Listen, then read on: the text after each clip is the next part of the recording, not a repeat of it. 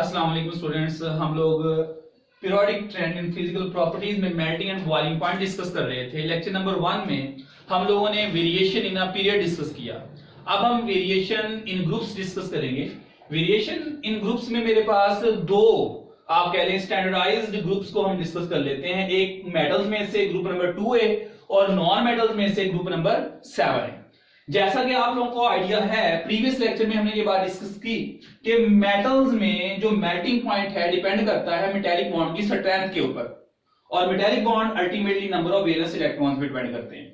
और non metals intermolecular forces के ऊपर, और इंटरमॉलिक्यूलर फोर्सेस अल्टीमेटली पोलराइजेबिलिटी जो कि मॉलिक्यूलर साइज पे डिपेंड कर रही होती है। अब हम वन बाय वन डिस्कस करते हैं। शुरू में मैं आप लोगों के सामने ये नॉन मेटल्स का ग्राफ डिस्कस करना चाह रहा हूं। नॉन मेटल्स, चूंकि आप लोग पता है कि नॉन मेटल्स का जो मॉलिक्यूलर साइज है वो टॉप टू बॉटम क्या हो रहा है, इंक्रीज। ये फ्लोरीन का मॉलिक्यूल, क्लोरीन का मॉलिक्यूल, ब्रोमीन का मॉलिक्यूल और आयोडीन का मॉलिक्यूल, चूंकि top to bottom molecular size increase हो रहा है तो मॉलिक्यूलर साइज इंक्रीज होने से पोलराइजेबिलिटी इंक्रीज हो रही है। पोलराइजेबिलिटी इंक्रीज होने से इंटरमॉलिक्यूलर फोर्सेस इंक्रीज हो रही हैं, और इंटरमॉलिक्यूलर फोर्सेस यानी कि अट्रैक्टिव फोर्सेस इंक्रीज होने से मेल्टिंग एंड बॉइलिंग पॉइंट क्या हो रहे हैं, इंक्रीज। तो डेफिनेटली ग्राफ भी क्या होगा, एक राइजिंग कर्व या असेंडिंग ग्राफ बनेगा।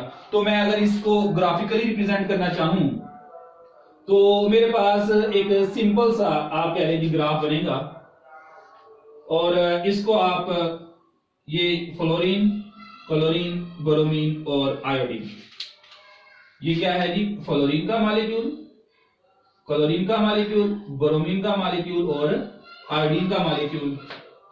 ये क्या है, melting point and boiling point. जैसा कि आपको आइडिया होगा, fluorine and chlorine these are gases, while bromine is a liquid and iodine is a solid at room temperature. और y एक्सिस पे हम लोग एटॉमिक नंबर भी मेंशन कर सकते हैं। हम लोगों ने अपनी कन्वीनियंस के लिए यहाँ पे मेल्टिंग पॉइंट और एटॉमिक नंबर की वैल्यूज रिप्रेजेंट नहीं की। जबकि अगर मैं बात करूं ग्रुप नंबर 2A में जो कि मेटल्स को रिप्रेजेंट कर रहा है, मैंने कहा इनमें जो है मेटेलिक बॉन्ड की strength number of valence electron पे डिपेंड करती है। अब बात कुछ ऐसे है, इन सब में नंबर ऑफ वैलेंस इलेक्ट्रॉन तो सेम है। जब number of valence electron same है तो इसका मतलब क्या है, मेटेलिक बॉन्ड की स्ट्रेंथ सेम है? नहीं, एक और भी चीज है, वो है साइज, एटॉमिक साइज या साइज ऑफ केटाइन। याद रखिएगा, साइज ऑफ केटाइन के साथ मेटेलिक बॉन्ड का इनवर्स रिलेशन है। साइज ऑफ केटाइन कह रहे हैं आप लोग, यानी मेटल के आयन के साइज का इनवर्स रिलेशन है। तो टॉप टू बॉटम, चूंकि आपको पता है कि साइज केटाइन का बढ़ता है, केटाइन का साइज बढ़ता है तो मेटेलिक बॉन्ड की स्ट्रेंथ कम हो जाती है। मेटेलिक बॉन्ड की स्ट्रेंथ कम हो जाती है तो अल्टीमेटली मेल्टिंग और बॉइलिंग पॉइंट भी कम हो जाता है। इनमें नॉर्मली मेल्टिंग पॉइंट्स होते हैं। तो मैं अगर आप कह लें इसमें ग्राफ को रिप्रेजेंट करूं तो ग्राफ जो हमारे पास बनाया जाएगा मेटल्स के लिए वो इस तरह से होगा। डेफिनेटली डिक्रीज हो रहा है, साइज इंक्रीज हो रहा है, साइज ऑफ केटाइन, तो मेटेलिक बॉन्ड की स्ट्रेंथ कम हो रही है, मेल्टिंग पॉइंट डिक्रीज हो रहा है। तो टॉप टू बॉटम आप कह रहे हैं डिक्रीजिंग या फॉलिंग कर्व बनेगी। तो ग्राफ नॉर्मली ऐसे होना चाहिए था, beryllium, magnesium, calcium, strontium, barium, radium, इस तरह से ग्राफ। यानी मैं आपको बताना ये चाह रहा हूं कि ये beryllium, magnesium, calcium, strontium, barium, radium, क्योंकि साइज ऑफ केटाइन क्या हो रहा है, साइज ऑफ केटाइन इसमें इंक्रीज हो रहा है। मेटेलिक बॉन्ड की स्ट्रेंथ क्या हो रही है, मेटेलिक बॉन्ड की स्ट्रेंथ वो डिक्रीज हो रही है।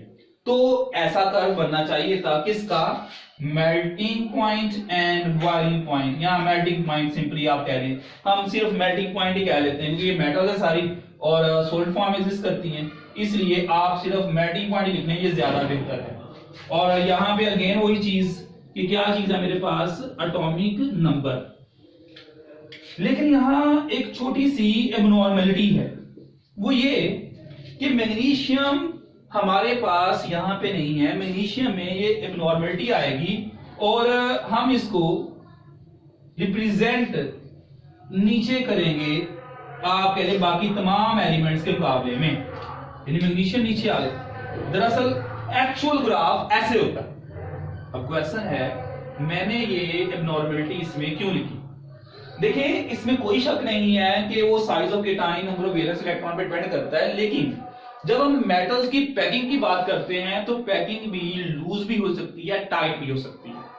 तो आपने याद रखना है कि मैग्नीशियम जो होता है इसमें बेसिकली हेक्सागोनल क्लोज पैकिंग होती है, और हेक्सागोनल क्लोज पैकिंग जो है वो कंपैरेटिवली लूज पैकिंग है कंपेयर इनके मुकाबले में, जो कि आप कह लें क्यूबिक क्लोज पैकिंग रखते हैं। और क्यूबिक क्लोज पैकिंग जो है वो टाइट पैकिंग होती है। तो लूज पैकिंग होने की वजह से मैग्नीशियम का मेल्टिंग पॉइंट क्या हो गया, कम हो गया। तो मैग्नीशियम का मेल्टिंग पॉइंट कम होने की वजह क्या है, हेक्सागोनल क्लोज पैकिंग। ठीक हो गया जी। तो इसको आपने फिर एबनॉर्मलिटी के तौर पे याद रखना है, लेकिन ऑन एन एवरेज आपने ये बात याद रखनी है कि अगर हम बात करें ट्रेंड इन पीरियड्स में तो ग्रुप्स में सॉरी, तो मेटल्स जो होती हैं इनका मेल्टिंग पॉइंट डिक्रीज होता है टॉप टू बॉटम, जबकि नॉन मेटल्स जो होती हैं इनका मेल्टिंग पॉइंट इंक्रीज होता है टॉप टू बॉटम, यानी दोनों में रिवर्स है। लेकिन मैग्नीशियम वाली एबनॉर्मलिटी वो इसकी पैकिंग की वजह से है। होप सो आप लोगों को ये समझ आ चुका होगा, तो आप लोग इसको गौर कीजिएगा। फर्दर कोई क्वेश्चन हुआ तो आप लोग कमेंट्स में पूछ भी सकते हैं। Thank you very much. Allah Hafiz.